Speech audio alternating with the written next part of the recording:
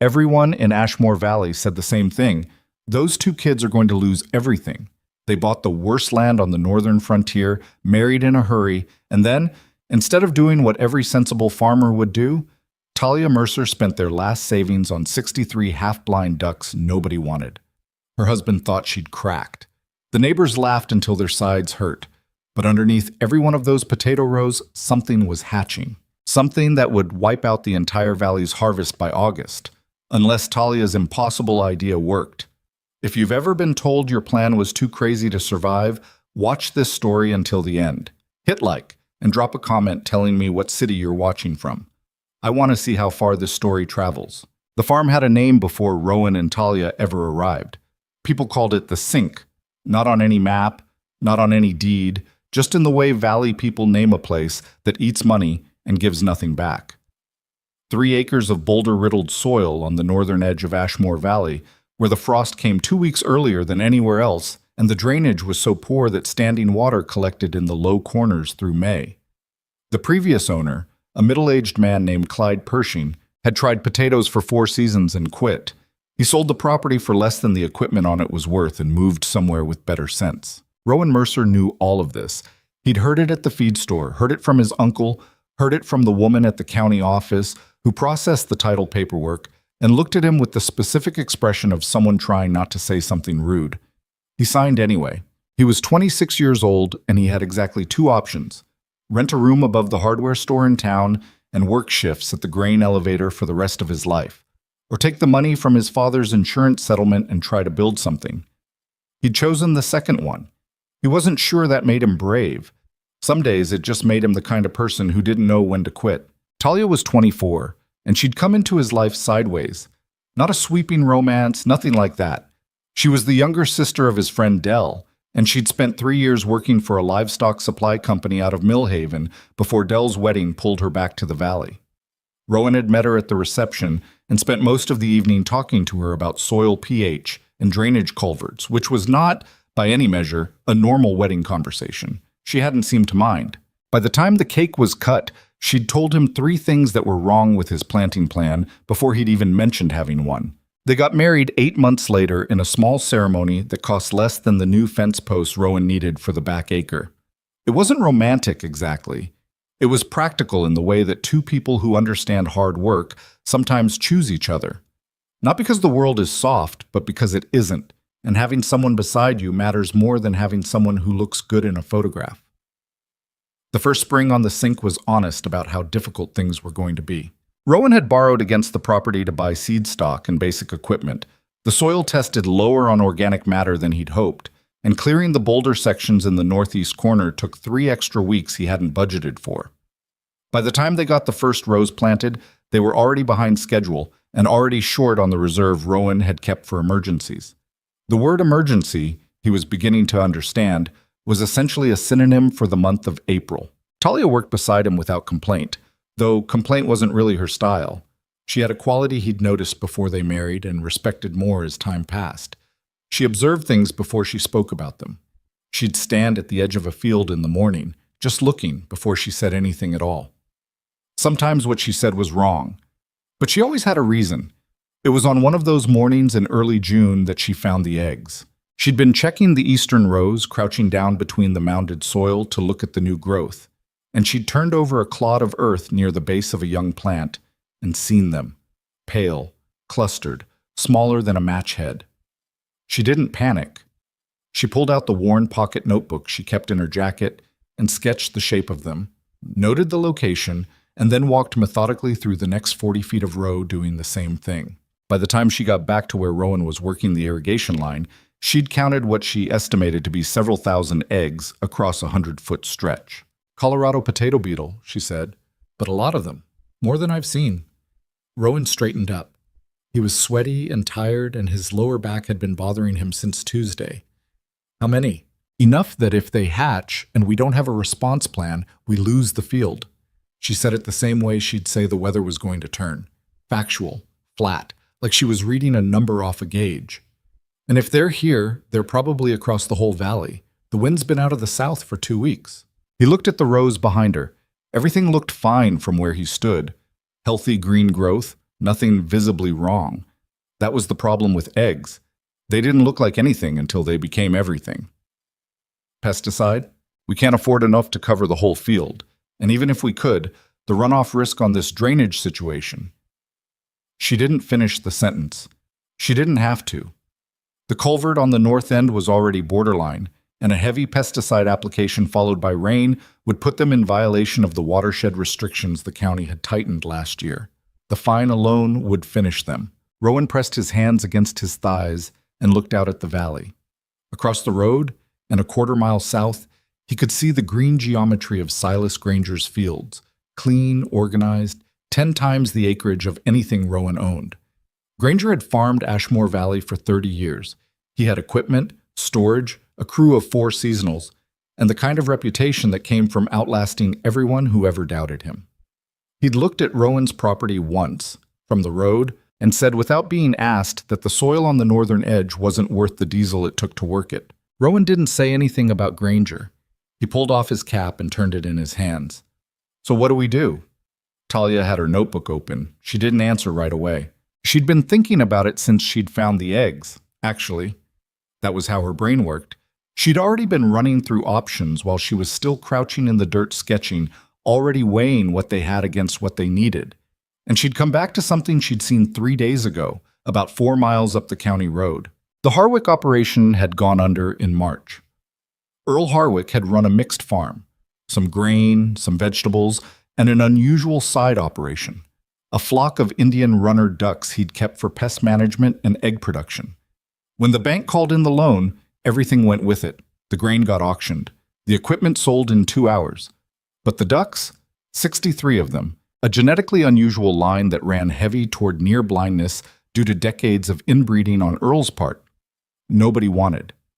There'd been a notice in the Millhaven Courier that the birds were available for next to nothing, or they'd be put down by the end of the month. Talia had read the notice and moved on at the time.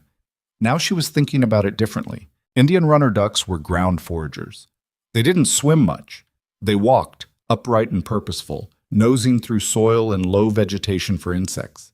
They ate beetles, larvae, eggs, if they could find them.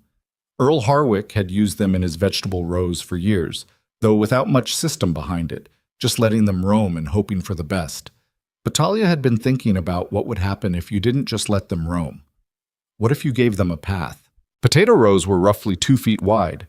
A narrow corridor of woven willow, staked low to the ground, could funnel the birds down a specific row, force them to walk the length of it, nose to the soil, hunting.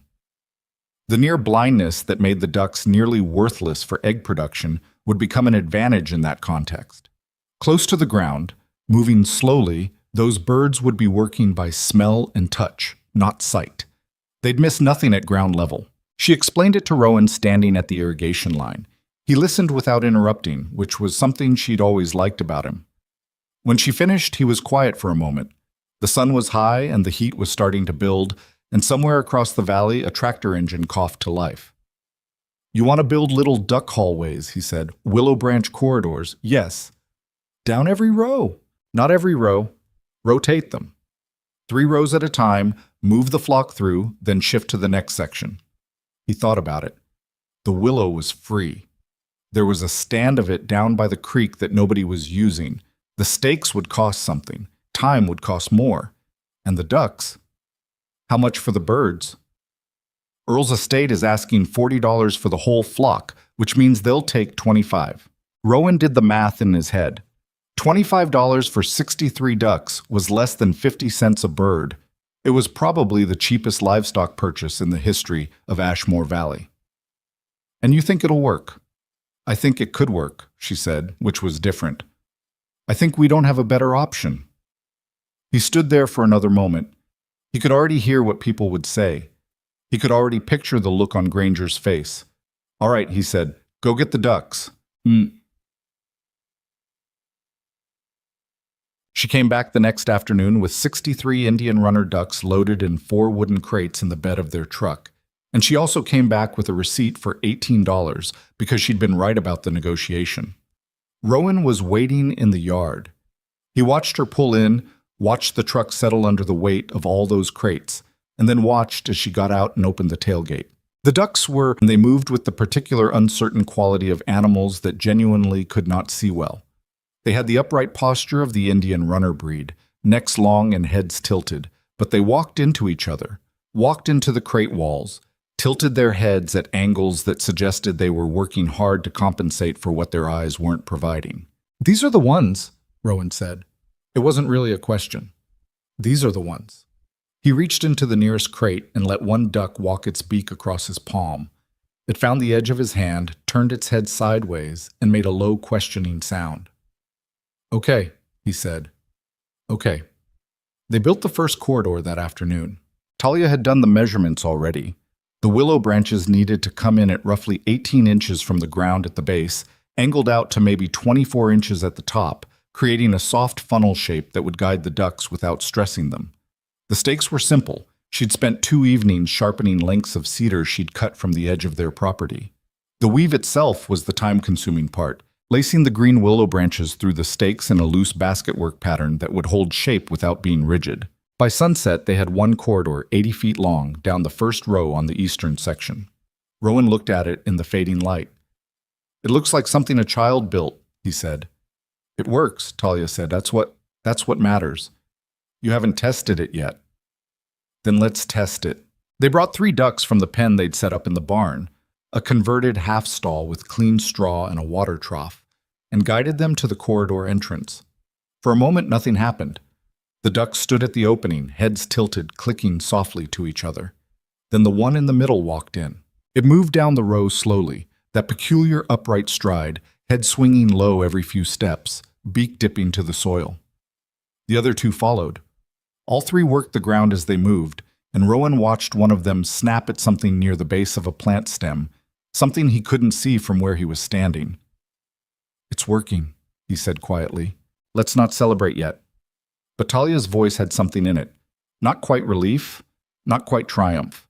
Just the sound of someone who'd thought hard about a problem and found out their thinking had been correct. Gitum. The news traveled the way news traveled in a small agricultural valley, at the feed store, at the gas station, over fence lines, through the particular telephone network of farm spouses who knew everything before anyone admitted it. Within a week, everyone in Ashmore Valley knew that the young couple at the sink had bought Earl Harwick's blind ducks and were running them through willow mazes in their potato field. The response was not kind.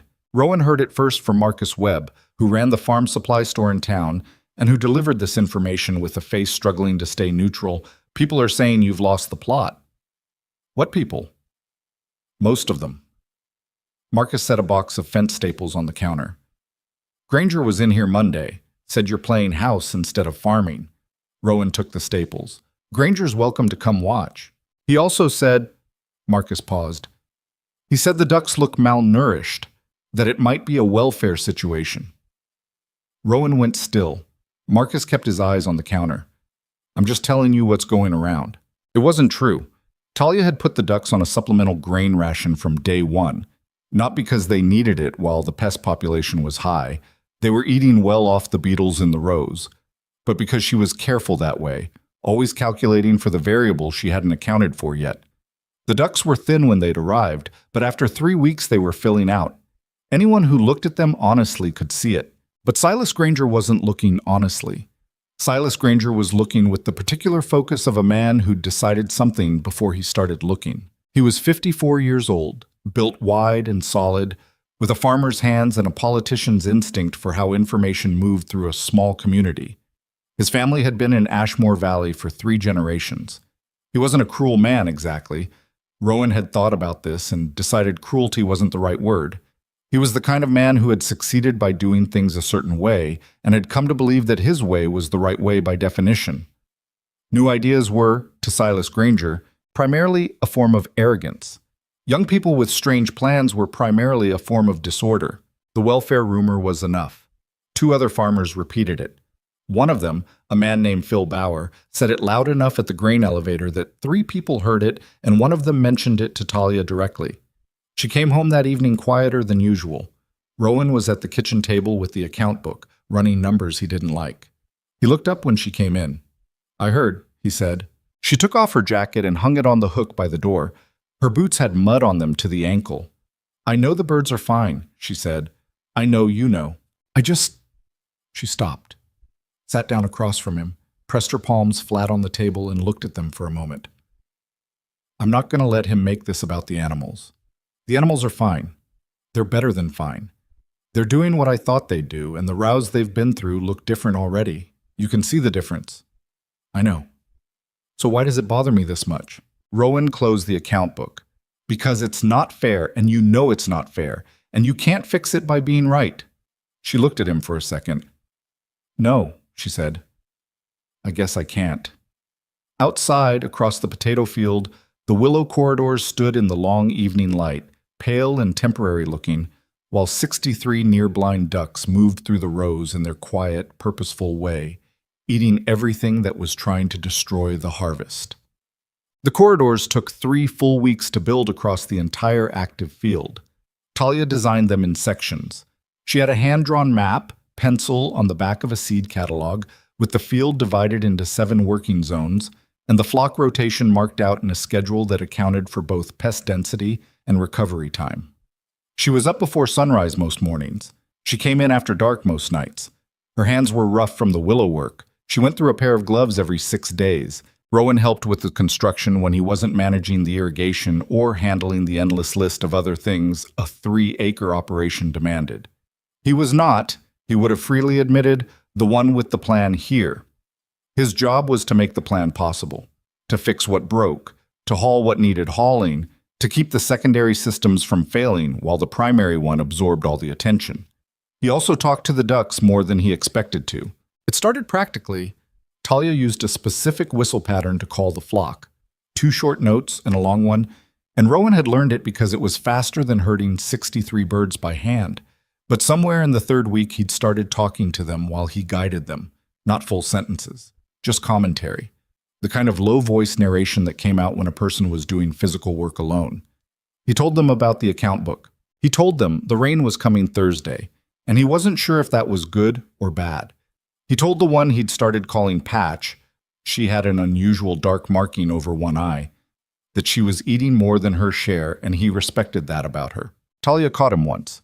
She didn't say anything, she just had a certain look. "They're better when you talk to them," he said without a great deal of conviction. "Are they? The rows they've done this week are cleaner than the ones from before." She thought about it. Maybe. By the end of June, the eastern section showed a measurable difference. Rowan had gone through those rows on his hands and knees before the ducks started, noting egg clusters, logging their density per square foot in the account book. He went through again after 2 passes with the flock, and the reduction was significant enough that he checked his numbers twice, because he didn't want to be wrong about something he wanted to be right about. He brought the notebook to Talia at dinner. She looked at the numbers for a long time. "It's working," she said. "Better than expected." "Don't say that." She pushed the notebook back across the table. "When you say better than expected, you stop watching for what could still go wrong." He pulled the notebook back. "You're not going to let me be happy about this for 5 minutes, are you?" "You can be happy. Just stay careful." But she was almost smiling. Outside, a night bird called from the creek. The ducks were in their barn stall, settled for the night, the specific low sound of their sleeping moving through the walls. It wasn't quiet, exactly. A farm is never quiet. But it was the particular sound of things that were, for the moment, going more or less correctly, which was, Rowan thought, about as good as things ever got. But it was the first week of July when Silas Granger came in person. Rowan saw him from the field, the big green pickup slowing on the county road, then turning in at the gate as if Granger had simply decided the gate was an invitation and Rowan's driveway was something he had the right to use.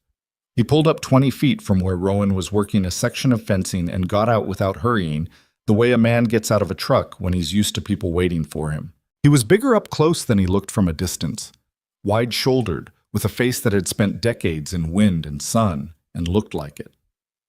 "Mercer," he said. "Mr. Granger." Rowan set his fence pliers down and straightened up. Granger looked at the field.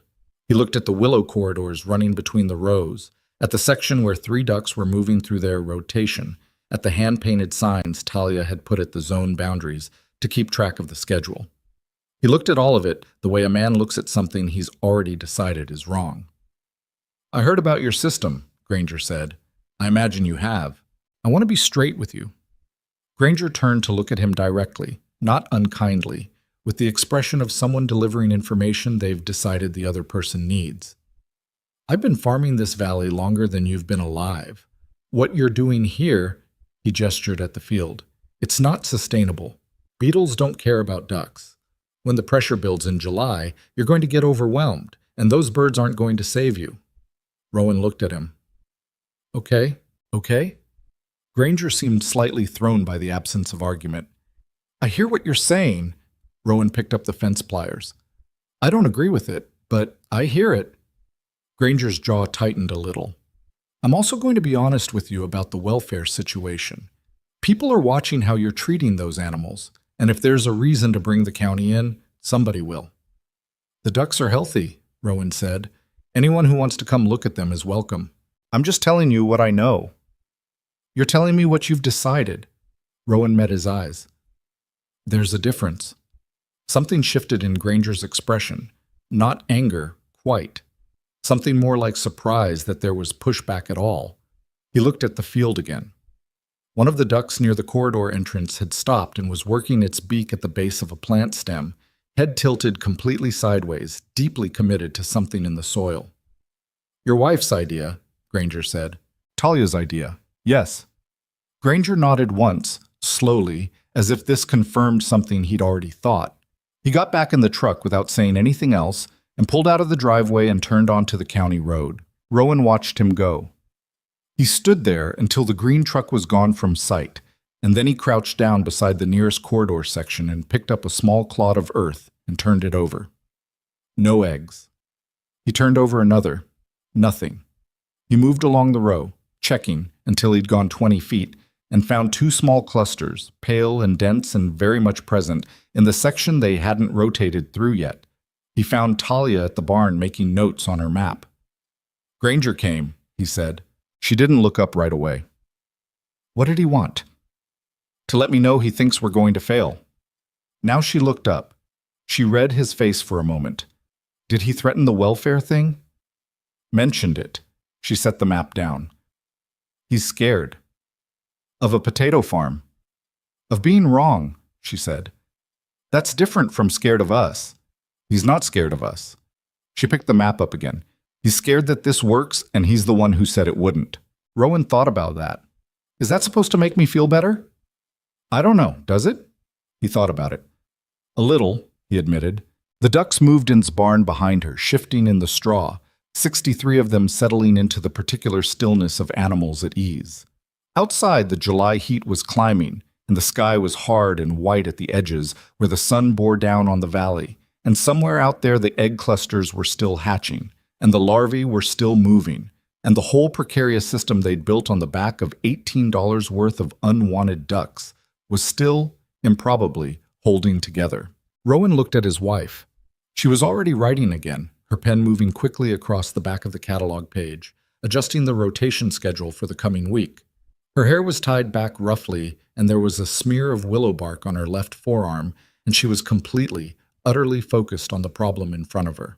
He thought about how he'd spent the first year after his father died feeling like he didn't know where to put himself in the world. He thought about how that feeling had not entirely gone away, and he thought that whatever happened with the Beetles, whatever happened with the harvest, whatever Silas Granger told the neighbors, this woman and her ridiculous, brilliant, half-blind ducks had given him somewhere to be. It wasn't nothing. It was, in fact, a great deal. He went back to the fence line and picked up his pliers and kept working. The heat broke wrong in July. It came in fast and stayed, the kind of heat that sat on the valley like something with weight, pressing down on the soil and pulling moisture out of everything it touched. The creek behind the property dropped 6 inches in 2 weeks. The willow stands along the bank went dry at the tips, and Talia had to change her cutting schedule, harvesting branches earlier in the morning before the day took the flexibility out of them. Small things. But small things had a way of adding up on a farm that had no slack in it. What came with the heat was worse. The beetle larvae hatched across the valley in numbers that nobody had predicted. Not just on the sink, everywhere. Phil Bauer's operation, 2 miles south, lost a quarter of his field in 10 days.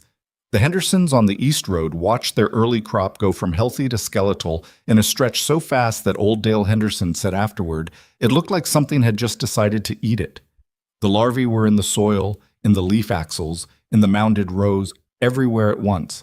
The particular devastation of a pest that had found ideal conditions and was taking full advantage. Rowan walked Bauer's field on a Thursday, at Bauer's invitation, and stood in the middle of a row that 3 weeks ago had been the most productive section on the property. The plants were stripped to their stems in places. The soil between the mounds was moving, not metaphorically, actually moving, with the slow churn of larvae working through it. He drove home and sat in the truck in the driveway for a few minutes before he went inside. Talia was at the kitchen table with her map. She'd redrawn it twice already, revising the rotation schedule as the pest pressure shifted week to week. The map was covered in pencil marks and corrections. Zone boundaries moved, timing adjusted, arrows showing where the flock had been and where they needed to go. It looked like the inside of a very complicated argument. Bowers lost a quarter, Rowan said. She didn't look up. I know. Marcus told me this morning. Henderson's worse. I know that too. She set the pencil down. How are our east rows? Better than they should be. He pulled out the chair across from her and sat. That's the honest answer. They're not perfect. There's still activity in the uncorked sections we haven't run the flock through yet. But the completed zones... He stopped because he didn't want to oversell it. The completed zones are holding. She nodded, picked up the pencil again. We need to get to the center section by the end of next week. If the hatch pattern follows what I think it's going to follow, the pressure is going to concentrate there in about 10 days. That's aggressive. I know it's aggressive. The flock needs recovery time, Talia. If we push them through too fast, they stop working. They get tired. They start missing things. I know. She said it sharply, then stopped herself. Took a breath. I know. I'm trying to find the balance. She tapped the pencil against the edge of the table. 4 zones active at once instead of 3. We split the flock. 3 groups instead of 2, smaller per corridor, shorter runs, more rotations. Give them rest between. Rowan thought about it. That means more corridor maintenance. The weave on Zone 4 is already starting to pull loose on the south end. I'll fix it this afternoon. You were up at 4:30 this morning. And I'll be up at 4:30 tomorrow morning too.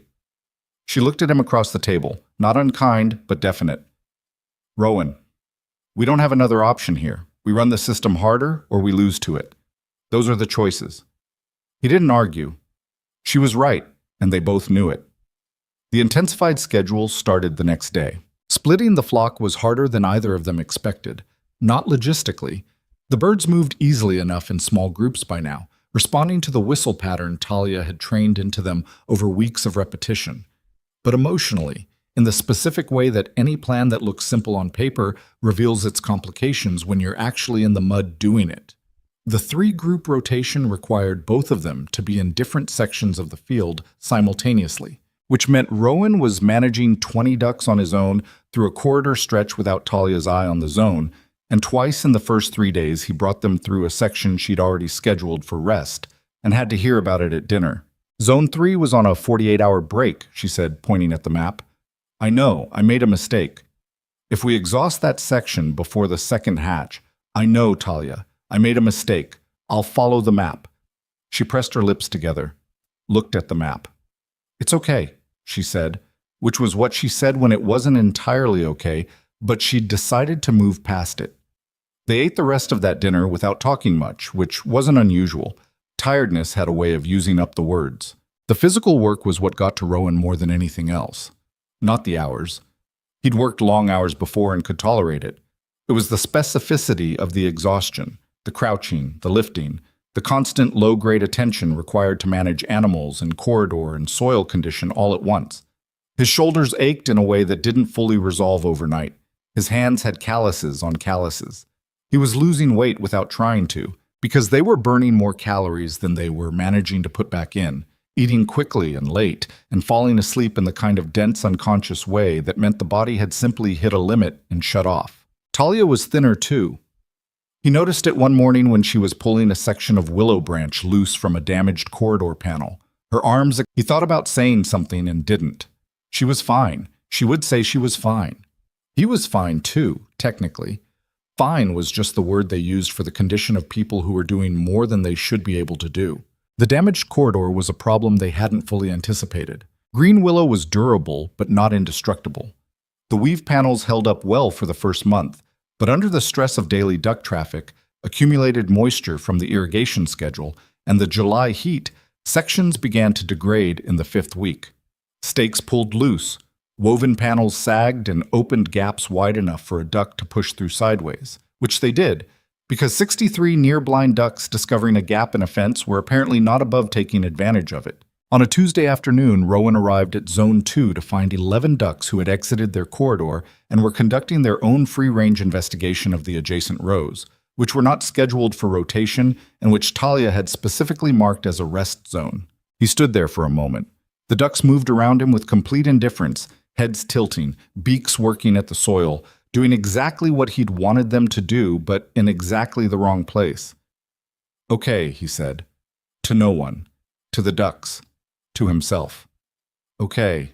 He spent 2 hours getting them back in order and another hour repairing the section of corridor. By the time he'd finished, the afternoon light was going, and he hadn't done the irrigation check or the account book entry he'd meant to do. He stood at the edge of the field with dirt on his hands and knees and looked at the whole system. The corridors threading through the rows, the ducks visible in Zone 1 still working their late rotation, the hand-painted zone markers, the whole strange construction of it, and felt something he didn't immediately have a word for. Not failure. Not yet. But the weight of how much could still go wrong. He thought about what Bowers Field had looked like, all those stripped stems. He went inside and washed up and didn't mention the gap to Talia until after dinner, when he brought it up in the context of the maintenance schedule. "I know about the gap," she said. "You knew?" "I checked Zone 2 this morning. I added it to the repair list." She turned the list toward him. There were 7 items on it in her small, precise handwriting. "Why didn't you say something?" She shrugged one shoulder. "Because I knew you'd get it." He looked at the list. Item 4 was his name, with the Zone 2 corridor reference. She'd written it before he'd even found the problem. "You do this a lot," he said. You already know about the thing, and you wait for me to find it." "Sometimes." She pulled the list back. "You retain it better if you find it yourself." He wasn't sure whether to be annoyed or grateful, and couldn't quite decide, so he let it go. The rumor situation worsened in the 3rd week of July. It came through Marcus again, because Marcus was the kind of man who felt that honesty required him to pass along information whether or not the recipient wanted it. He pulled Rowan aside at the supply store on a Wednesday and said that Silas Granger had been talking at the Millhaven Cooperative meeting, in front of 12 farmers and 2 bank representatives, about the welfare situation on the sink. He'd used the word neglect. He'd said he'd seen the animals from the road, and they didn't look right, and that someone ought to file a formal complaint before the season ended. Rowan drove home with the bag of steaks in the truck bed, and the information sitting in his chest like something with an edge. He didn't tell Talia right away. He told her that evening, after they'd finished the late rotation and locked the birds in for the night, sitting on the porch in the last of the day's heat with 2 cups of bad coffee. She listened without interrupting. When he finished, she was quiet for a moment. "He said neglect," she said. "That's what Marcus said, in front of bank people." "Yes." She turned the coffee cup in both hands. Didn't drink from it. "Our loan review is in September," she said. Rowan had thought about that too. "I know." "If someone files a formal complaint before the review..." She stopped, started again. "I'm not saying it would change anything. I'm saying it doesn't help." "No. He's doing it because the system is working," she said. She said it quietly, without heat. "The rest of the valley is getting hammered, and our field is holding, and he can see that from the road, probably. So he's..." She shook her head. "He's finding a different angle." "What do we do?" She thought about it. "We invite someone out here," she said, "before he can file anything. We call the county extension office, we ask them to come do an observation, we put everything on the record, let them see the birds, let them see the field." She looked at him. "If there's nothing wrong, and there isn't anything wrong, then it's documented. He can't use a complaint to muddy something that's already been cleared. It was the right call. Rowan knew it immediately, the way you know when someone else has thought faster and cleaner than you have about a problem. All right, he said. I'll call tomorrow. The extension agent who came out was a woman named Sandra Poole, early 50s, with a no-nonsense manner and the specific quality of someone who had seen a great many unusual things in the course of her career and was not easily impressed or easily alarmed. She walked the field with Talia for an hour and a half, examining the corridors, watching the flock work a rotation, checking the barn setup, looking at the feed records Talia produced from the account book. She crouched down at the entrance to Zone 3 and watched 3 ducks work 20 feet of row without saying anything. Then she stood up and looked at Talia. They're well fed, she said. Their condition is good. The housing is appropriate for the breed.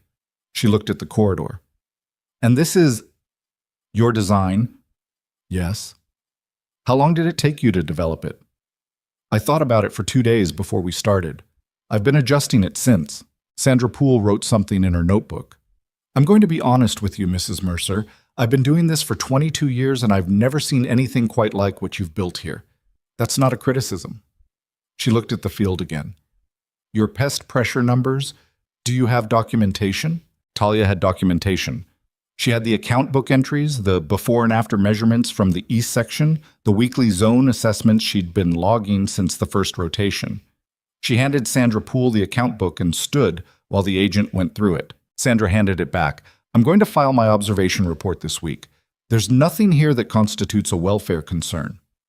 She glanced toward the road, toward the direction of Granger's property, in a way that suggested she was not entirely unaware of how these visits sometimes originated. And Mrs. Mercer, off the record, whoever raised this concern might want to spend less time looking at your field and more time looking at their own. After she left, Talia stood in the driveway for a moment. Rowan came to stand beside her. Good, he said. Yes. She turned toward the barn. I need to check the Zone 5 fence before dark. He almost said something about the fact that she should eat something first, that it was past 6 and she hadn't stopped since 7 in the morning. He didn't say it because she knew that already and it wouldn't change anything. He just walked with her. That was the week the valley's situation got visibly bad enough that people stopped pretending otherwise. By the last week of July, Dale Henderson had lost the majority of his early season planting. The Marconi brothers on the West Road, who ran the second largest potato operation in the valley, were talking openly about writing off the season entirely. At the cooperative, people were calculating losses in terms that involved the word foreclosure. The beetle population had exploded past what any preventive treatment could address. The county had issued a general advisory recommending additional pesticide applications. But the timing was wrong and the scale was too large, and it was, by most experienced assessments, closing the barn door after the horses had already left. Rowan walked his own field every morning.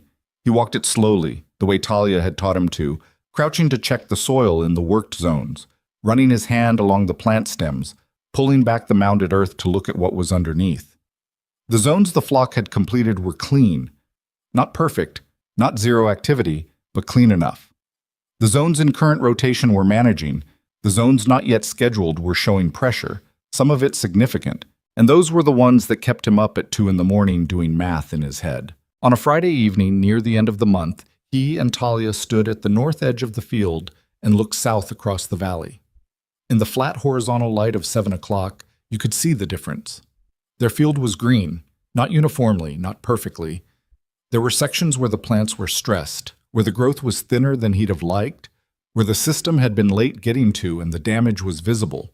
But it was green, standing, growing, producing. The fields to the south, the ones that had been beautiful in June, were not green. They were the color of failure, yellow and brown and bare in stretches, with the particular sad geometry of rows that had held something and no longer held anything. We might actually do this, Rowan said. Talia was quiet beside him. I'm not trying to oversell it, he said. I'm just saying, I know what you're saying. She had her arms crossed, not closed off, just holding herself. The evening was cooling, the first real relief of the day. We're not there yet, but we're closer than anybody thought we'd be. She looked at the field for another moment.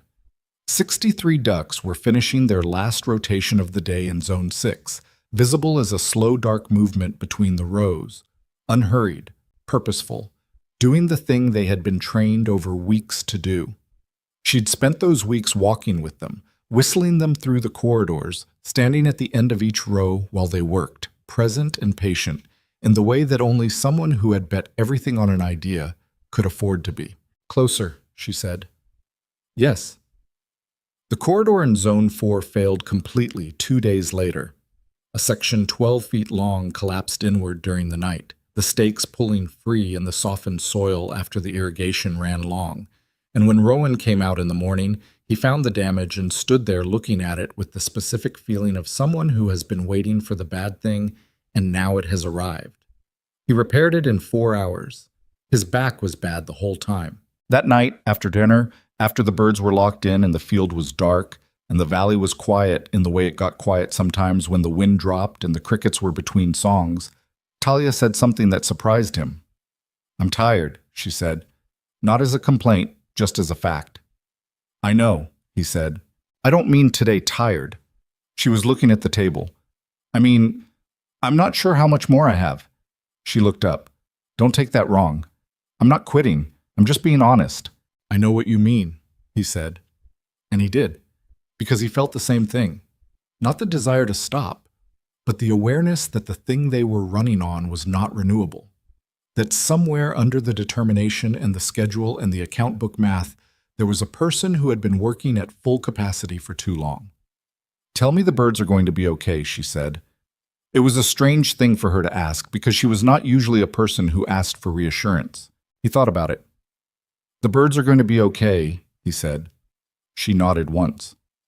"Okay." She stood up from the table and went to get ready for bed, and he sat there for a few more minutes with the lamp on, looking at the map she'd left on the table, all those pencil marks and corrections and adjustments, the entire running record of a person trying to outthink a problem that hadn't wanted to be outthought.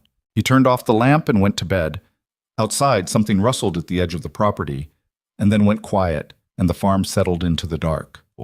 The fox came on a Wednesday night, in the second week of August, 2 days before what Talia's tracking map estimated would be the final and largest beetle hatch of the season. Rowan didn't hear it happen.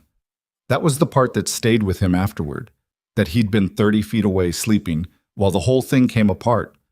The fox had found a gap in the barn's side panel, an old repair that had held through spring and most of summer, but had apparently decided that August was a reasonable time to give up. It got in some time after midnight.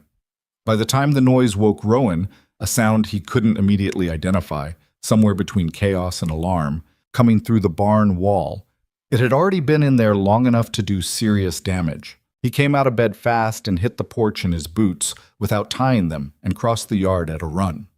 The barn door was latched from the outside, which meant the fox had gone in through the panel and not the door.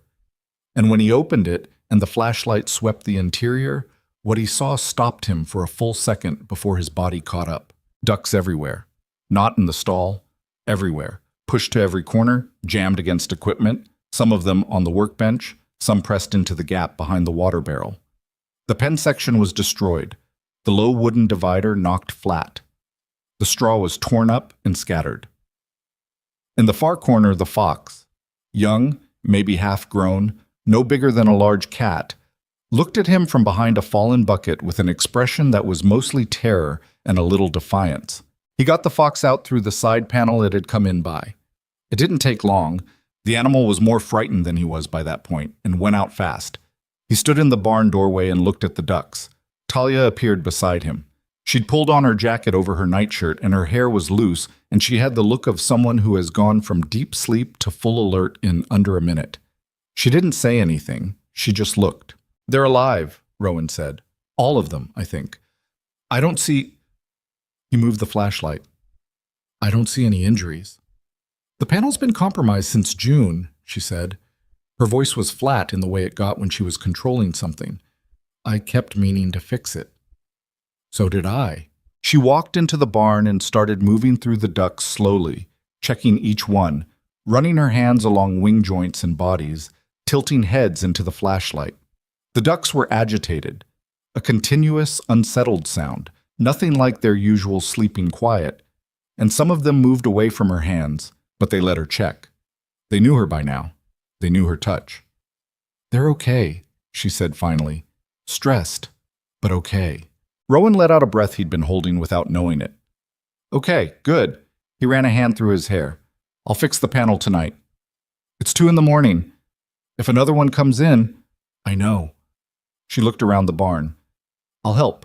They fixed the panel by flashlight, which was slow and awkward and involved Rowan holding the light in his teeth for 15 minutes, while Talia drove nails one-handed into wet wood that didn't want to cooperate.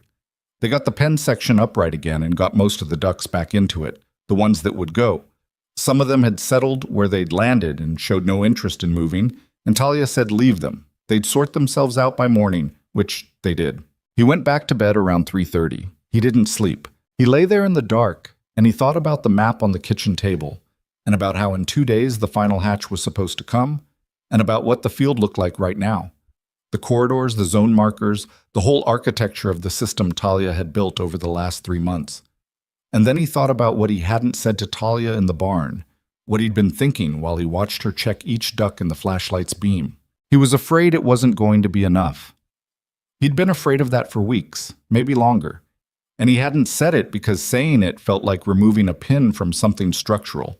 But lying in the dark at 3:30 in the morning with 2 days left before the biggest hatch of the season, he thought about Bowers Field and Henderson's Field in the Marconi operation, and he thought about the loan review in September, and the specific arithmetic of what losing the harvest would actually mean for two people who had no reserve and no backup plan. He heard Talia turn over beside him. "You're not sleeping," she said. Not a question. "No." Silence for a moment. "The birds are fine," she said. "I know." "The field is..." "I know the field is okay right now, Talia. I know." He stared at the ceiling. "I'm worried about the hatch. 2 days. And the corridors in zones 3 and 6 are already showing stress. And if we push the flock too hard to get the coverage we need before..." "Rowan, I'm just thinking through it." "I know you are. Stop for a minute and sleep." "I can't." She didn't say anything else. He heard her breathing in the dark, and eventually, sometime after 4, the exhaustion won, and he went under. He was wrong about the fox coming only once. It came back the following night. A different one, or the same one. It didn't matter. And this time it didn't get into the barn. This time it got into zone 4. Rowan found it at 6 in the morning when he came out for the first rotation check. He stood at the edge of zone 4 and looked at what remained of the northern corridor section and felt something go quiet inside him that had been loud for a long time. A third of the willow maze was destroyed. Not damaged, destroyed. The stakes had been pulled or knocked over, the woven panels torn through and scattered, the careful geometry of the corridor system reduced to a pile of sticks and broken weave across 30 feet of row. Some of the damage was fox. Some of it was ducks. He could see where they'd scattered through the gaps, trampling the panels in their blind panic, compounding the destruction without meaning to. He counted what was still intact. Zone 1 mostly. Zone 2, fully.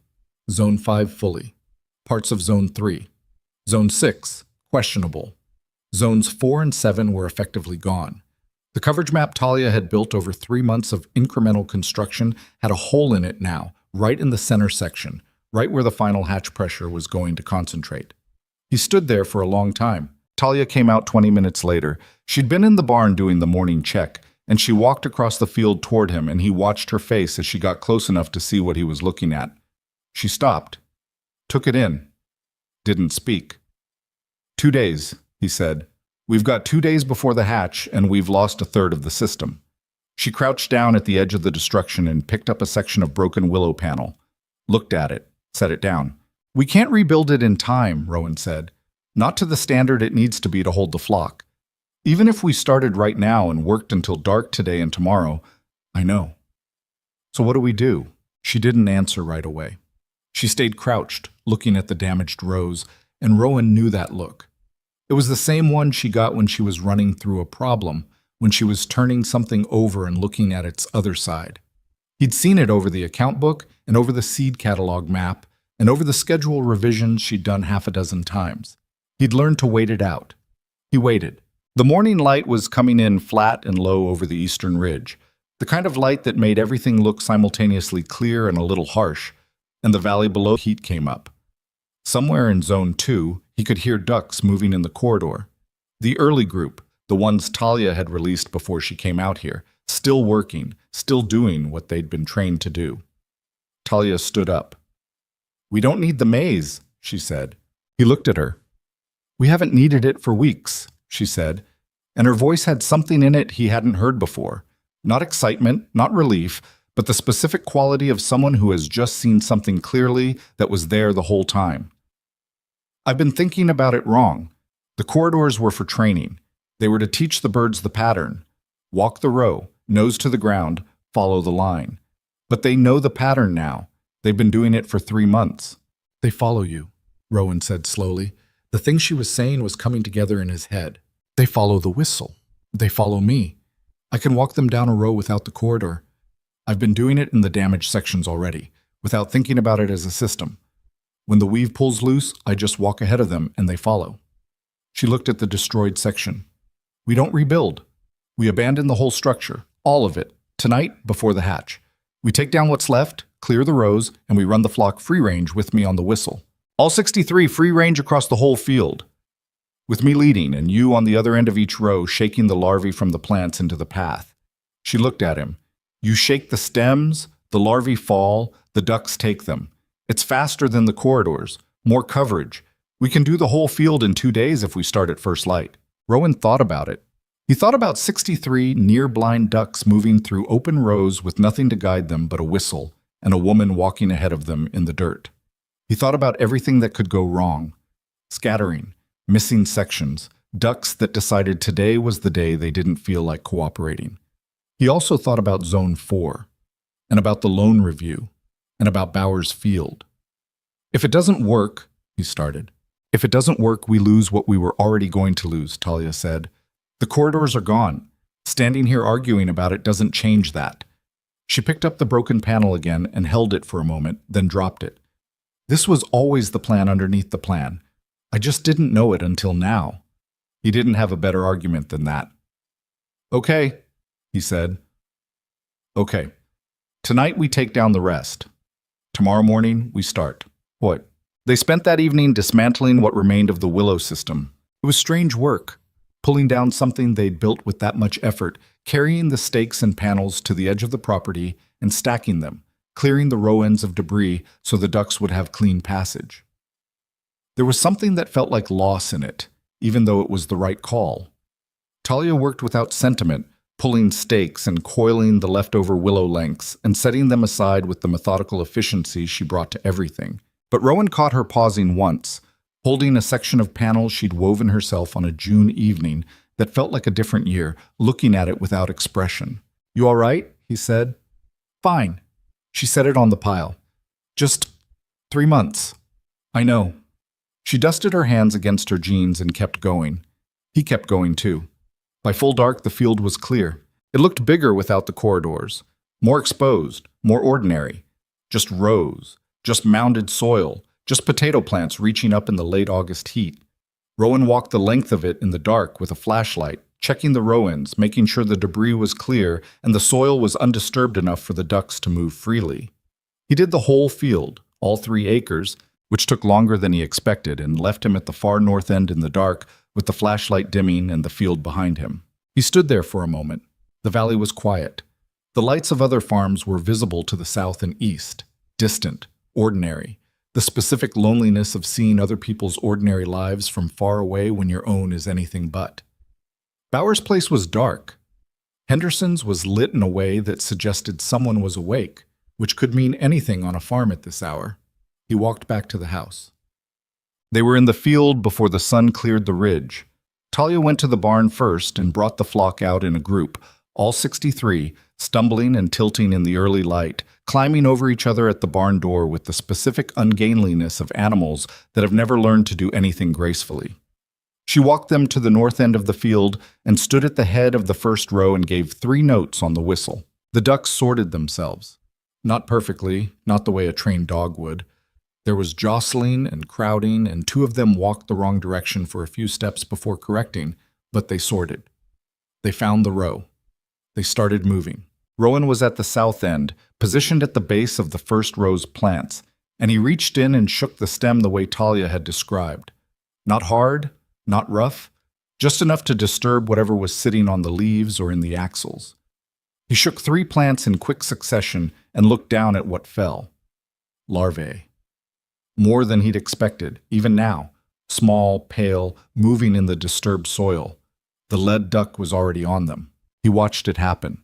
The duck's head dropping, the quick sideways snap, once, twice, then 3 more birds crowding in behind, all of them nose down in the row, competing for what he'd dislodged.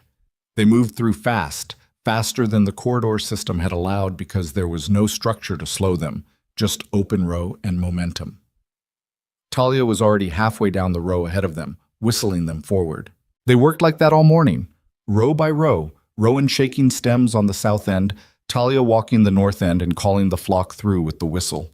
The ducks moved in a loose, urgent mass, flowing from row to row as Talia shifted, responding to the sound in the way they'd learned over 3 months of corridor training. The whistle meant follow, meant food, meant keep moving. In the open field, without the narrowing effect of the corridors, they spread wider, covered more ground, worked faster. By mid-morning, Rowan's back was screaming from the crouching and his right hand was raw from the stem shaking, and he'd lost count of how many rows they'd done. He straightened up at the end of a row and looked at the flock moving ahead of Talia into the next section and felt something shift in his chest. Not hope exactly, not yet, but something adjacent to it. Patch was near the front. He could spot her by the dark marking, the one he'd named her for back in June, when she was a thin, uncertain bird in a borrowed crate. She was not thin now. She moved through the row with a confidence that came from repetition, and something that looked almost in the specific delusion of a tired man watching a duck, like purpose. "Move up," Talia called from the far end. "They're pulling ahead." He moved up. The heat came on hard by noon. They didn't stop. Talia gave the ducks water at a trough.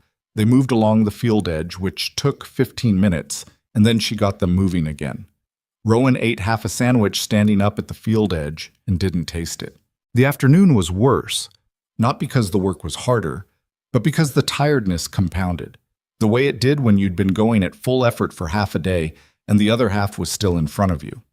Rowan found himself making small errors, shaking the wrong plant, losing his position in the row, once crouching down and then having to hold the crouch for 30 seconds because his legs told him they were reconsidering.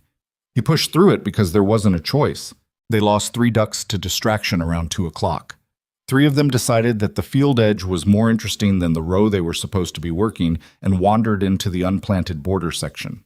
Talia saw it before Rowan did and moved to intercept, and 2 of the 3 came back to the whistle. The third, one of the bigger males, a bird Rowan had privately thought of as consistently uncooperative, sat down in the border grass and refused to move for 10 minutes. Talia stood over it. "Come on," she said. The duck looked at a point somewhere to the left of her, the way near-blind animals always looked, slightly off from where you actually were. "I know you're tired," she said. "I'm tired too. Get up." Rowan, 20 feet away, said nothing. The duck got up. Whether it was the tone of her voice or simple chance, it stood, tilted its head, and walked back to the row. "Did you just talk a duck out of a sit-down strike?" Rowan said. "Shut up and shake the stems," Talia said. He shook the stems.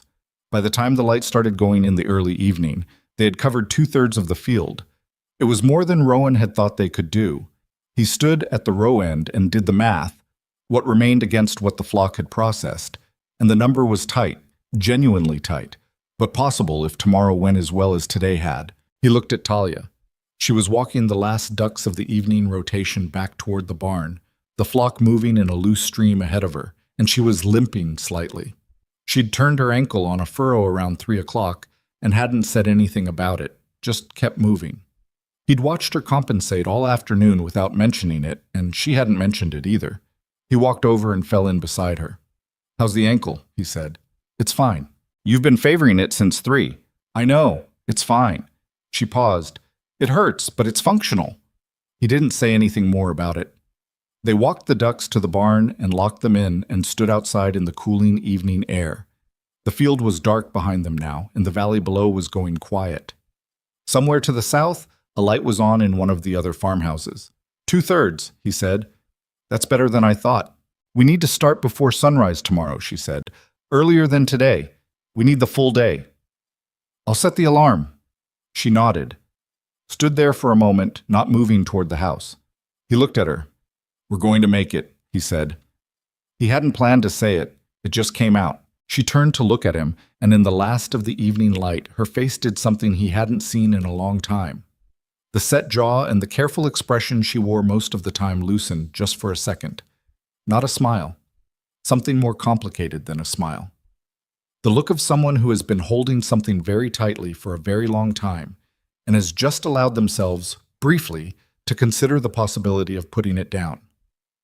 Maybe, she said. Ask me tomorrow night. They went inside. He set the alarm for 4:15. The house was quiet except for the sounds a house makes when it's been lived in hard. The tick of cooling metal, the particular silence of a place where two people are just barely keeping everything together. He was asleep before he finished the thought he'd started. Outside in the dark field, the rows stood unguarded and open and still, waiting for what the morning would bring. The alarm went off at 4:15 and Rowan was already awake. He'd been lying there for 20 minutes, not anxious exactly, just present in that particular pre-dawn way where the mind runs through the day's work before the body has fully committed to being alive.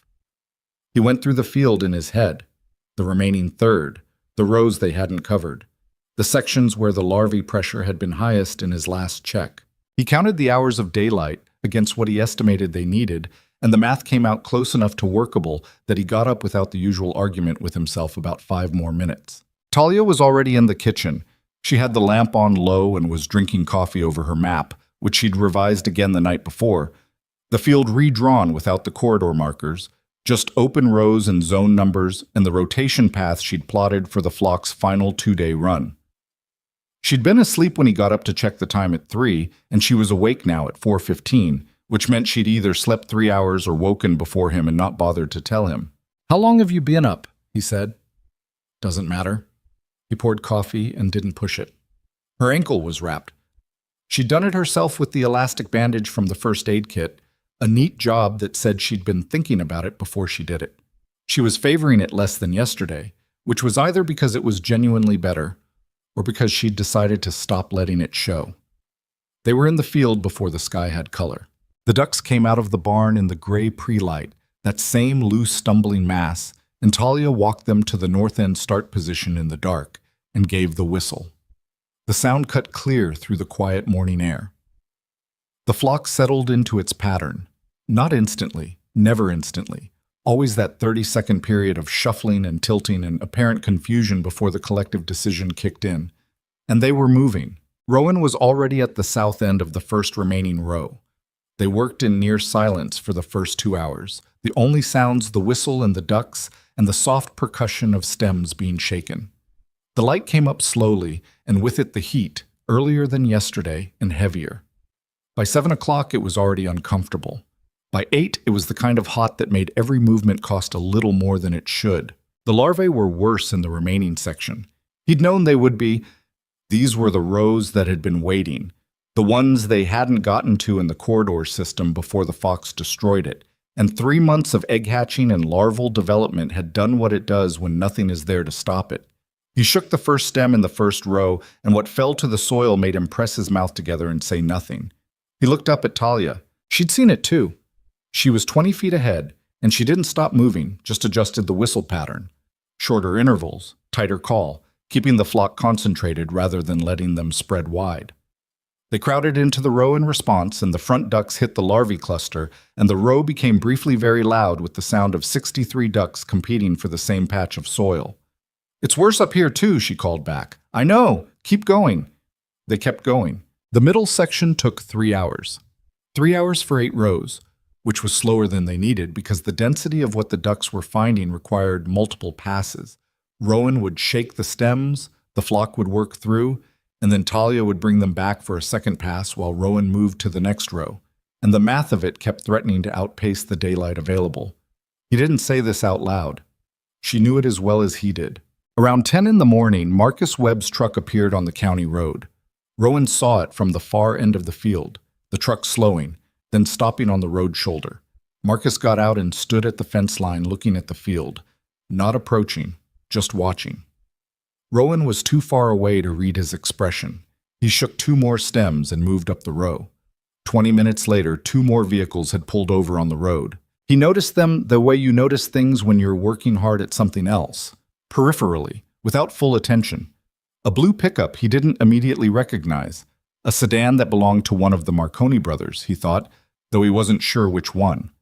Both parked on the shoulder. People standing at the fence. He didn't stop. He shook stems and moved up the row and let Talia handle the flock and tried not to think about who was watching or why. By noon, there were 7 vehicles on the road. Talia had seen them. She hadn't said anything about it either, just kept the flock moving with the same focused attention she'd had since 4:30 in the morning. But during the water break, when they walked the ducks to the trough at the field edge, she glanced toward the road and then back at the field without expression. "They're watching," Rowan said. "I know. Bauer's truck is one of them. I saw." He handed her the water bottle she'd left on the fence post. "Does it bother you?" She drank, handed it back. "I don't have room for it to bother me right now."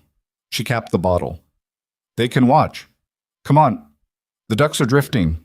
3 of the flock had wandered toward the fence line, drawn perhaps by the unusual gathering on the other side of it, turning their tilted heads toward the line of parked vehicles with the particular expression of near-blind animals trying to process something by sound and smell instead of sight. Talia whistled them back. They came. The final rows were the hardest, not because the larvae were worse there, though they were, but because by early afternoon the cumulative weight of 2 days at this intensity had reached the point where each individual task, crouching, shaking, moving, repositioning, required a separate decision to execute. Rowan's right hand had a blister on the palm that had opened and was raw.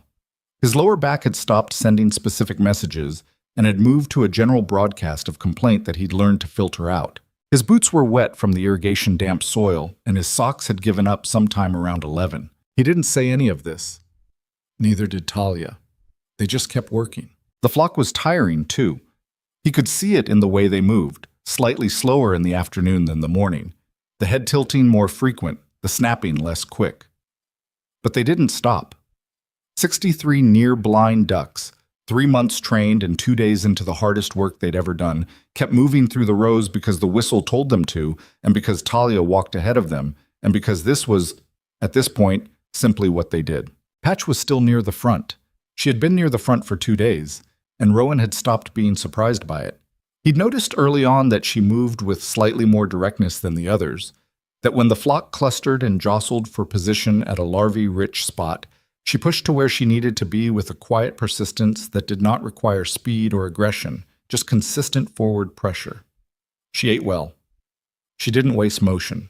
He thought, not for the first time, that if people moved through problems the way that particular duck moved through a row, life would probably go somewhat better for everyone. He shook the second-to-last row at 3:40 in the afternoon. He knew it was the second to last because he'd been counting since noon, keeping the number in his head, the way you keep a number in your head, when the number is the only thing tethering you to the belief that the work will eventually end. 1 more. After this one more. He moved to the last row. Talia brought the flock around from the east end and lined them at the row entrance and looked at him from 40 feet away. He looked back at her. Neither of them said anything for a moment. Then she gave the whistle and the ducks went in. He shook every stem in that final row. He shook each one with the same attention he'd given the first one, 2 days ago, in the gray pre-dawn. He worked from south to north, and the flock worked from north to south, and they met in the middle in a press of bodies and noise and soil, and then the ducks moved through to the south end, and Talia walked them out into the clear field edge, and the row was done, and the field was done. And Rowan straightened up at the north end and stood there, his back, his hand, his feet. He stood there anyway. On the county road, the line of vehicles had grown to 11. People were standing along the fence in groups, talking quietly among themselves, and some of them had been there long enough that they'd gone back to their trucks for water and come back again. He could see Marcus Webb. He could see Phil Bauer. He could see 2 of the Marconi brothers standing together with the specific posture of men who were looking at something they didn't quite know how to categorize. He could see Silas Granger.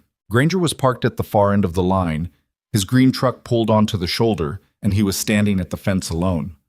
Not talking to anyone, just standing and looking at the field. And his hands were in his jacket pockets and his face was doing something that Rowan couldn't fully read from this distance. Talia came across the field toward him, the flock trailing behind her in the loose, dispersed way they moved when the work was done, and there was no road to follow. She reached him and stopped. She was dirty and sweaty, and her braid had mostly come apart, and she was limping a little again, the ankle having apparently used up its willingness to cooperate for the day. She looked at the field. He looked at it too. It was not beautiful exactly. The rows were trampled in places. The soil was churned from 2 days of 63 pairs of feet working through it. The plants were not perfect. They never had been, not once in this whole season. But they were standing. They were whole. The leaves held their green and the mounded rows held their shape, and the damage the larvae had done in the unworked sections was visible but bounded, contained, enough of the crop intact to matter. "How bad is the north section?" Talia said. "It'll cost us something," Rowan said. "Maybe 15% of that section. The larvae had a head start." She nodded. "The rest is good," he said. "Better than good." She kept looking at the field. One of the ducks walked up and stood beside her left boot, which it did occasionally for reasons that apparently made sense to it. She didn't look down at it. "We did it," Rowan said. He said it quietly, not triumphantly. It wasn't that kind of moment. It was the kind of moment where you say the true thing in a flat voice because the truth is large enough without decoration. "We did it," she said. He wasn't sure exactly when Silas Granger walked over from the road, but he became aware of the man's presence at the field edge the way you become aware of a change in weather. Not a single moment, but a gradual weight of attention that makes you turn and look. Granger was standing at the gap in the fence line where the farm road met the county road, and he was looking at the field the way he'd looked at it back in July, when he'd driven in uninvited and told Rowan it wouldn't work. Except it wasn't the same look at all. The July look had been the look of a man confirming a verdict he'd already delivered. This look was the look of a man standing in front of evidence he couldn't argue with and knowing it. Rowan walked over. Granger didn't say anything immediately. He looked at the rows. He looked at the ducks, who were moving in their dispersed, unhurried way across the worked field, still hunting, still nosing at the soil, because that was what they did. He looked at the fence line where his own land began, a quarter-mile south where his fields lay. And Rowan didn't look toward Granger's operation, but he knew what was there, had heard enough from Marcus and others to know that the beetle season had not been kind to anyone who'd relied on conventional methods. "Your field's standing," Granger said. It came out as a simple statement, no particular tone on it. "Yes," Rowan said. Another silence. Granger pulled his hands from his pockets and crossed his arms, then uncrossed them, then put his hands back in his pockets. A man trying to find the right posture for a conversation he hadn't planned on having. "I was wrong," he said. Rowan waited. "About the ducks. About—" Granger stopped. "About what I said to people, the welfare situation. I said things that weren't based on what I actually saw." He paused. That wasn't right. It was, Rowan knew, a significant thing for Silas Granger to say, not because the man was incapable of acknowledging error in private, but because he was saying it here, in earshot of the people who had gathered along the fence, Marcus and Bauer and the Marconi brothers and the others who had come through the afternoon to watch. Saying it here meant saying it in the one place where it would travel the same way the original rumor had traveled, through the same network, in the opposite direction. Rowan looked at him. Granger's face was the face of a man who had been right about enough things for long enough that being wrong had a particular cost for him, and who was paying it anyway. "I appreciate that," Rowan said. Granger looked at the field again. "Your wife designed the system?" "Her idea, her design. She built most of it herself." Granger nodded slowly. "I've been farming this valley 30 years, he said, and there was something in it that wasn't quite defeat and wasn't quite admiration, something between them. 30 years and I never thought about ducks." Rowan didn't fill that with anything. Let it sit. "She around?" Granger said. Rowan looked back at the field. Talia was at the far end, crouching at the base of a plant in the north section, checking the damage in the area they'd been late getting to.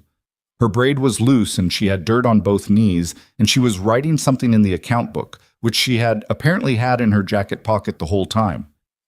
"She's working," Rowan said. Granger almost smiled. It didn't quite form, but it moved across his face in the direction of a smile. "Yeah," he said. "I can see that." He stayed at the fence for another few minutes and then walked back to his truck without ceremony, and Rowan watched him go and then turned back to the field. The people along the fence had been quiet during the exchange, the specific quiet of people who had heard something and were processing its implications. Phil Bauer caught Rowan's eye as he walked back into the field and gave a small nod. Marcus Webb was writing something in his phone, which meant it would be at the cooperative by morning. Rowan walked across the worked soil to where Talia was crouching. "Granger came," he said. "I heard. She didn't look up from the account book.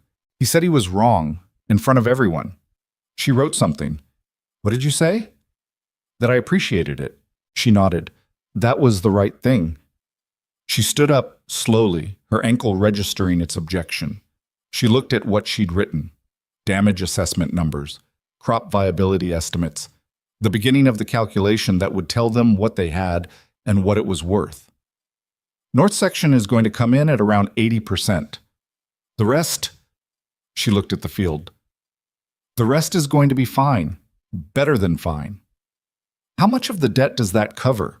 She did the math in her head, the way she always did, that 2-second pause while the numbers ran. "All of it," she said. "If the price holds where it was last week." He looked at her. "All of it. With something left over." She said it without drama, in the same flat voice she used for everything true. "Not a lot, but something." He stood there for a moment.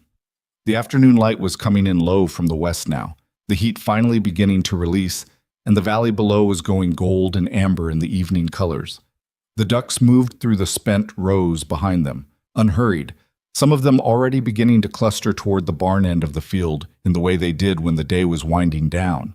63 near-blind birds that nobody had wanted, that an entire valley had called a joke, that an $18 purchase and 3 months of work and 2 days of desperate open field running had turned into the only functioning pest management operation in Ashmore Valley. Patch walked past them both and headed for the barn without waiting for the whistle. "She knows," Talia said. "Yeah," Rowan said. "She's been ahead of the curve all season." Talia looked at him sideways. It was a look that had something in it, tiredness and something that wasn't quite amusement but was related to it. "You've been talking to that duck again." "Strategically," he said. "For morale purposes." She turned and started walking toward the barn. He fell in beside her. Behind them, the rest of the flock came along in its loose, tilting way, navigating by sound and smell, and the particular sense that had carried them through 100 rows of this valley's hardest summer. And the field they'd worked stood behind them in the last of the evening light, imperfect, marked by the season, alive. From the county road, the line of vehicles was breaking up. Engines starting, trucks pulling back onto the road, people heading home to their own operations and their own damaged harvests, and their own accounting of what this summer had cost. They would talk, and the talk would move through the valley the way talk always did. The story of the sink would be different in the morning than it had been this morning. Rowan knew it and didn't think too long about it, because there was still the barn to lock, and the ducks to settle, and the account book to finish, and dinner to make, and an ankle that needed ice, and a back that needed rest. The work wasn't done because the field was done. The work was the thing that kept going. But for the length of that walk, 50 feet from the last row to the barn door, in the late August evening, with the valley going quiet around them and 63 ducks at their heels, he let himself have it.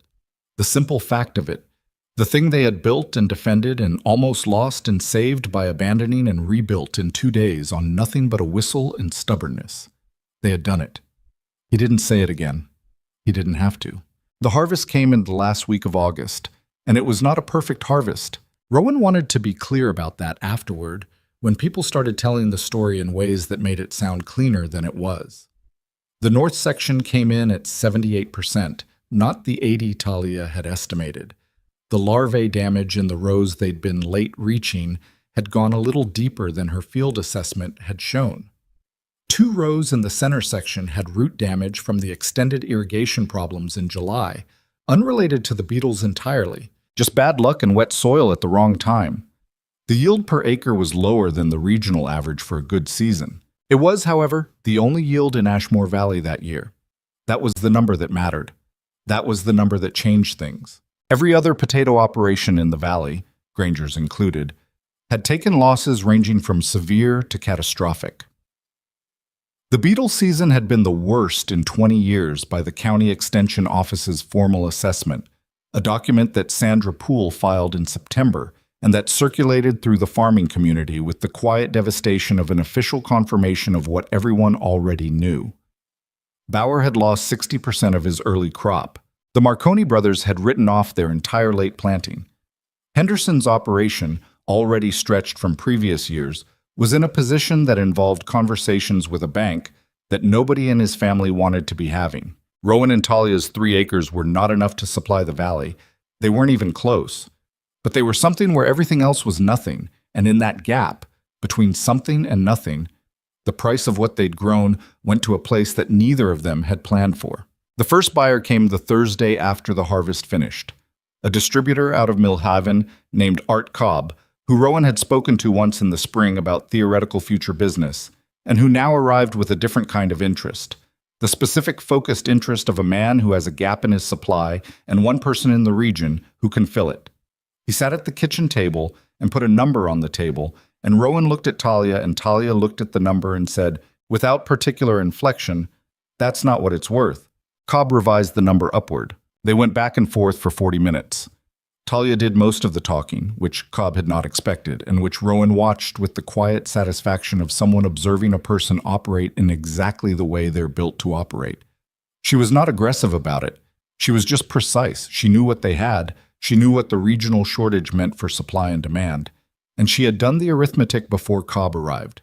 She got to a number that was 18% above Cobb's opening offer, and she stopped there, because that was the number that made sense, and she wasn't interested in being greedy, just accurate. They shook hands at the kitchen table. After Cobb left, Rowan sat for a moment with the signed agreement in front of him. Talia was at the counter making coffee, her back to him. 18%, he said. He would have gone to 22, she said. But 18 was fair. You could have pushed. I know. She turned around. I didn't want to. We're going to do business with people in this valley for a long time. Starting by squeezing every dollar out of a shortage year isn't the way I want to start. She poured the coffee. We got enough. He looked at the number on the agreement. Enough was, in this case, a word that covered the entire operating debt, the spring loan, the equipment costs, the feed bills, the fence materials, all of it, with a remainder that was not large but was real. A buffer, the first one they'd had since they'd signed the deed on the sink. We're clear, he said. It came out slightly strange, slightly like he was testing the sound of the words. We're clear, she said. She set a cup in front of him and sat down. Don't celebrate too hard. We have to replant in the spring, and the soil needs amendment work before winter, and the barn panel. Talia. What? 5 minutes, he said. Let me have 5 minutes. She looked at him across the table. Then she picked up her coffee cup and held it up slightly, the smallest possible gesture in the direction of a toast. He touched his cup to hers. 5 minutes. It was, all things considered, enough. Og. The winter that followed was quieter than either of them expected, and not only because winter in the valley was always quiet. Something had shifted in the way Ashmore Valley looked at the sink and the people who farmed it. It wasn't dramatic. There was no ceremony, no moment where the community gathered and formally revised its opinion. It happened the way most real changes happen, in increments, through small interactions that each meant something slightly different than the ones before. Marcus Webb stopped prefacing things with the careful neutral tone he'd used all summer when relaying information that was not entirely friendly. He just talked to Rowan normally, the way he talked to anyone, and that normalcy was its own statement. Phil Bauer came by in late September. He stood in the driveway and looked at the barn and the field and asked if Talia had time to talk. She did. They sat on the porch for an hour, and Bauer asked questions he clearly felt some embarrassment about asking. About the corridor design, about the flock management, about the rotation schedule. And Talia answered them without making him feel the embarrassment, which Rowan noticed and thought was generous given the year they'd had. Bauer left with a hand-drawn copy of the rotation map and a list of suppliers for Indian runner ducks. He said thank you twice, which was once more than Rowan had expected from him. He was not the last. Through October and into November, a steady, irregular stream of valley farmers found reasons to stop at the sink. Some of them were direct about it. They wanted to know about the ducks, about the system, about what they could implement before next season. Others approached it sideways, stopping under the pretext of neighboring business, and then eventually getting around to the question they'd actually come to ask. Talia handled all of them the same way, patiently, specifically, without condescension and without the satisfaction she might have been entitled to feel. She answered what she knew and said plainly when she didn't know something, and she gave away the information without charge because, as she told Rowan one evening, sharing what works is not a competitive disadvantage if you do it right. He wasn't sure he fully agreed with that, economically speaking, but he understood what she meant. The hardest visit came on a gray November morning when Silas Granger's green truck turned into the driveway. Rowan was splitting wood at the side of the house when he heard it. He watched Granger park and get out and stand for a moment looking at the property, at the barn, at the field put to rest for winter, at the house, with an expression that Rowan still couldn't fully read at distance and wasn't sure he could read up close either. He set the axe down and walked over. "Mr. Granger?" "Mercer." Granger looked at him. "I'd like to talk to your wife, if she's available." Talia was inside. Rowan went in and found her at the kitchen table with the soil amendment calculations she'd been working through all week, numbers that would determine what they added to the north section before spring planting. She looked up when he told her, and something moved across her face that he couldn't entirely name. Not reluctance, not quite, but an awareness of the weight of the conversation she was about to have. "Okay," she said. She capped her pen and went outside. Rowan stayed in the doorway. He could see them but not hear them from there, which felt like the right distance, present enough if something was needed, far enough to let it be what it was. Granger talked for a while. Talia listened. Then she talked and Granger listened. At one point, Granger took something from his jacket pocket, a folded piece of paper, and handed it to her, and she unfolded it and looked at it and folded it back. At another point, she said something that made Granger look at the ground for a moment. They talked for 25 minutes. When it was done, they shook hands at the driveway's edge, not warmly, not coldly, just two people who had been on opposite sides of a hard season and had found, somewhere in it, a place to stand that wasn't opposition. Granger got back in the truck and left. Talia came inside and set the folded paper on the kitchen table. Rowan looked at it. "What is it?" he said. "A formal letter of withdrawal." She sat down. The welfare complaint he was building. He filed a retraction with the county office last week, apparently. He brought me a copy. She looked at the paper. He said he should have done it in August when Sandra Poole filed her report. Rowan was quiet for a moment. That's more than I expected from him. He also asked about next year. She picked up her pen again.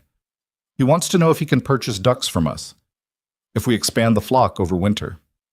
What did you say? I said I'd think about it. She opened the soil amendment notebook. I said the price would reflect our costs honestly, and I wasn't going to underprice because he asked. Rowan looked at her. What did he say to that? He said that was fair. She started writing. He seemed tired. The season was hard on his operation.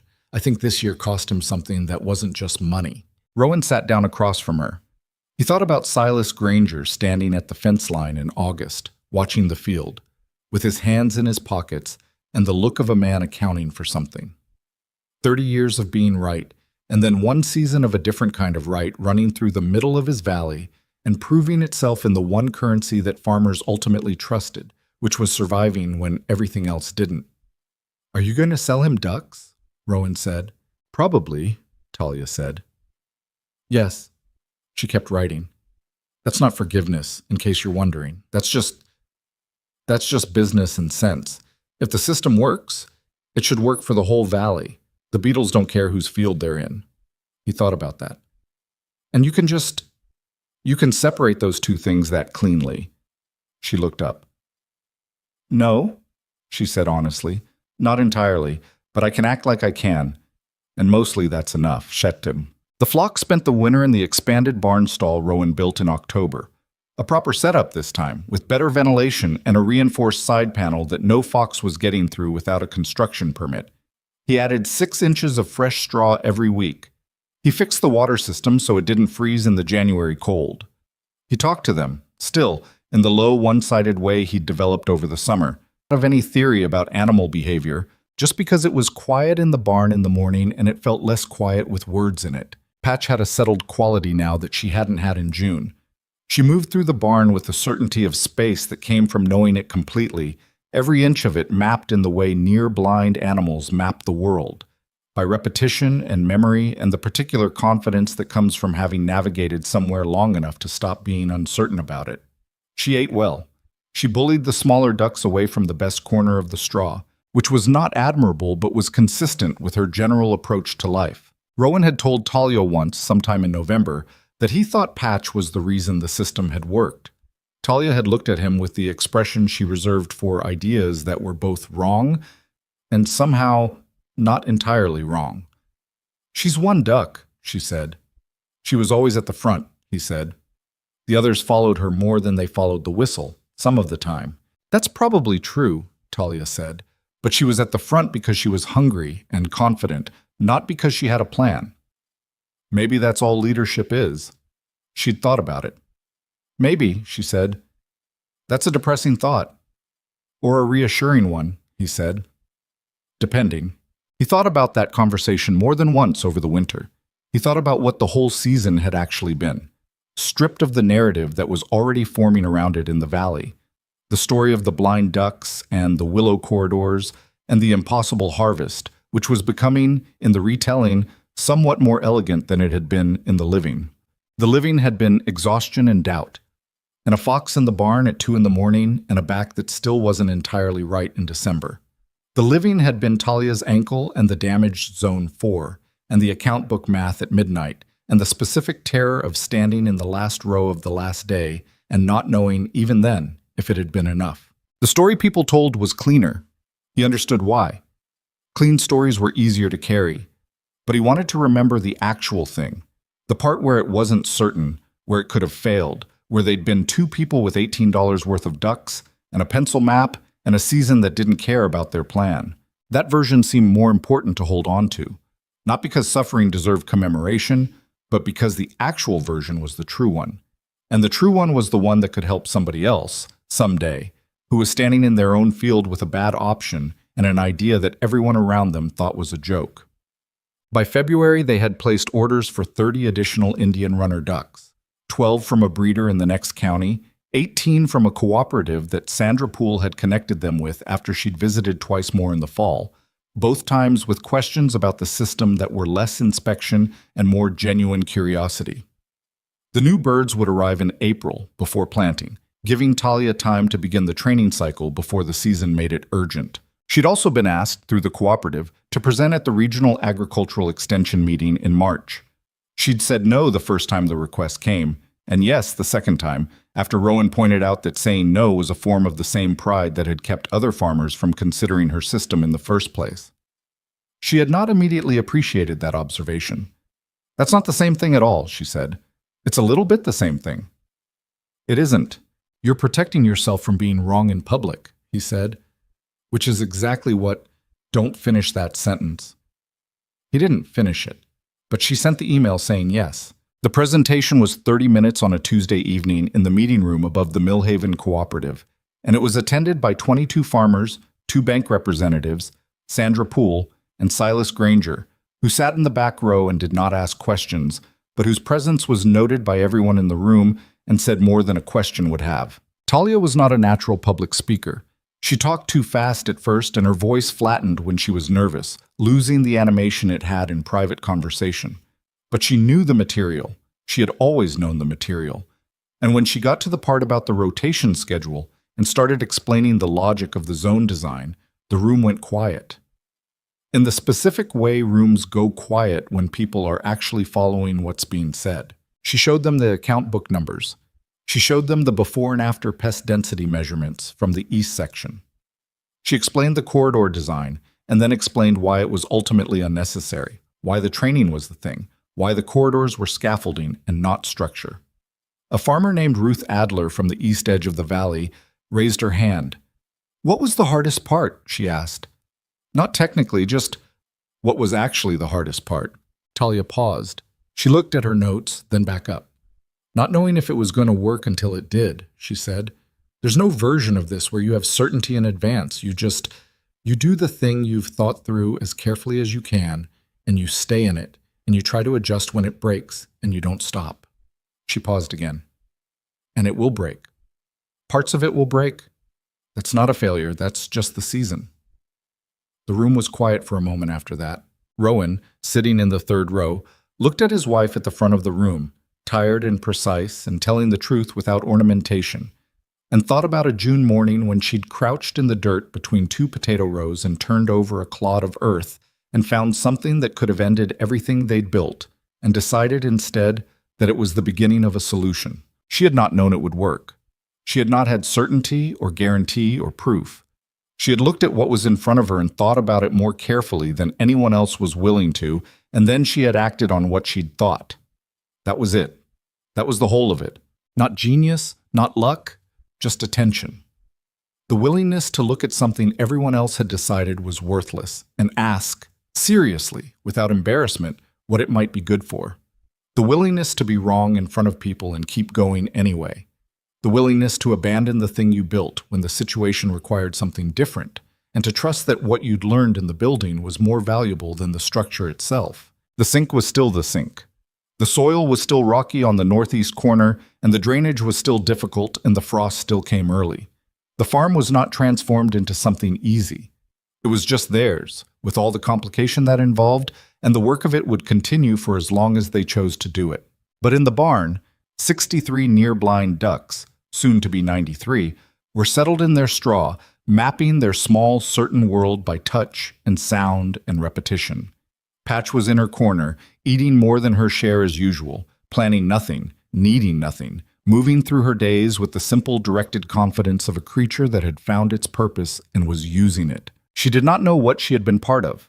She did not know about the loan, or the account book, or the line of trucks on the county road, or the presentation in the meeting room above the cooperative. She did not know that her particular stubborn way of moving through a row, nose down, forward, persistent, indifferent to what anyone watching thought about it, had looked to a tired man shaking plant stems in a field at the end of a long summer, like the truest version of how to get through something hard. She just knew the straw and the water and the rows that waited in the spring, the smell of turned soil and the particular satisfaction of a beak, finding what it was built to find. It was enough. It had always been enough. And on the other side of the barn wall, the valley lay quiet under February dark, waiting, as all exhausted things eventually do, for the season to turn.